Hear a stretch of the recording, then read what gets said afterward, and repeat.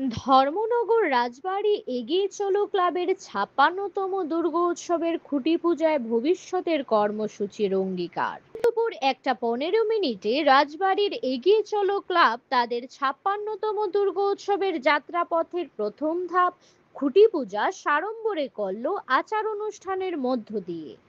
ধূপ ধুনো, শঙ্খধ্বনি আর উলুধ্বনিতে মুখরিত হয়ে উঠেছিল চারিদিক। উপস্থিত ক্লাব সদস্য, এলাকাবাসী ও শুভানুধ্যায়ীদের মুখে ছিল একটাই প্রত্যয়, এবারের উৎসব হবে সবার জন্য, সবার সঙ্গে। এখানেই শেষ নয়, ক্লাব ইতিমধ্যেই ঘোষণা করেছে আগামী দিনে তারা আয়োজন করবে রক্তদান শিবির, বৃক্ষরোপণ কর্মসূচি এবং অঙ্কন প্রতিযোগিতা, যেন দুর্গোৎসব শুধু আনন্দের সীমায় না থেকে মানব সেবা ও সমাজ কল্যাণের দায়িত্ব বহন করে। এবারের পুজোর থিম জীবন যুদ্ধ।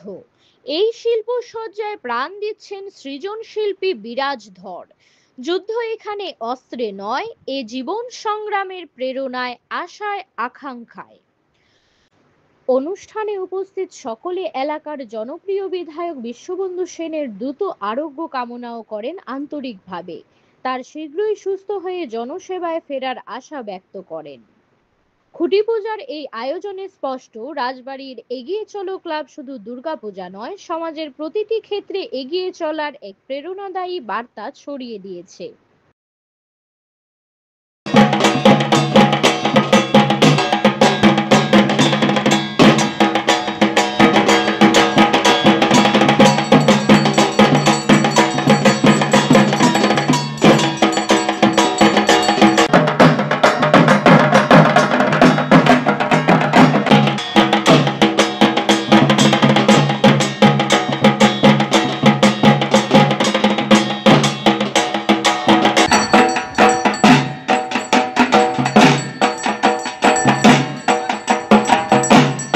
নমস্কার।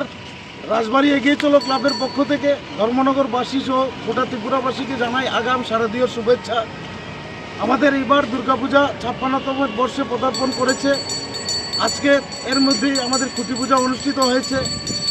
আমরা পূজার আনন্দে সবাই ভালোভাবে কাটাবো, কিন্তু আজকে আমরা একটু মর্মাহত, কারণ আমাদের ধর্মনগরের যিনি প্রাণপুরুষ, উনি গত দুদিন আগে অসুস্থ হয়ে গেছেন, যে কারণে উনি আমাদের মাঝে আজকে উপস্থিত নেই। আমরা এগিয়ে চলো ক্লাবের সকল সদস্য এবং সদস্যরা মা দুর্গার কাছে প্রার্থনা করছি, উনি যেন আবার সুস্থ হয়ে আমাদের ধর্মনগরের মাটিতে ফিরে আসুক এবং ওনার নেতৃত্বে আগামী দিন যাতে ধর্মনগর আরও সুন্দর এবং সুসংগঠিত হয়। এবং আমাদের এবারের দুর্গাপুজোর থিম জীবনযুদ্ধ, অর্থাৎ একটা শিশু জন্ম নেওয়ার পর থেকে তার যে জীবনযাত্রা, সেই ব্যাপারটাই আমাদের পুজোর থিমের মাধ্যমে আপনাদের সামনে এবার তুলে ধরা হবে। এবং আগামী দিনে আমাদের প্রত্যেকবারই আমাদের ক্লাব শুধুমাত্র পূজা করে তা না, বৃক্ষরোপণ করি, আমরা রক্তদান শিবির করি। আমাদের ক্যালেন্ডার ডেট ২রা অক্টোবর ছিল, যেহেতু ২রা অক্টোবর বিজয়া দশমী, তাই আমরা ১ মাস এগিয়ে ২রা সেপ্টেম্বরে আমাদের রক্তদান শিবিরটা আমরা করব। এবং বৃক্ষরোপণের যে অনুষ্ঠানটা হবে সেই সূচিটা এখনও নির্ধারণ হয়নি। আমরা ক্লাব মেম্বাররা সবাই বসে আমাদের সেই সূচিও নির্ধারণ করে আমরা বৃক্ষরোপণের অনুষ্ঠান করব। এবং আমাদের এই পূজায় ধর্মনগরবাসী সহ গোটা ত্রিপুরাবাসীকে আমরা আমন্ত্রণ জানাচ্ছি, আপনারা এসে আপনাদের সময় দিয়ে আমাদের পুজো দেখে যাবেন। নমস্কার।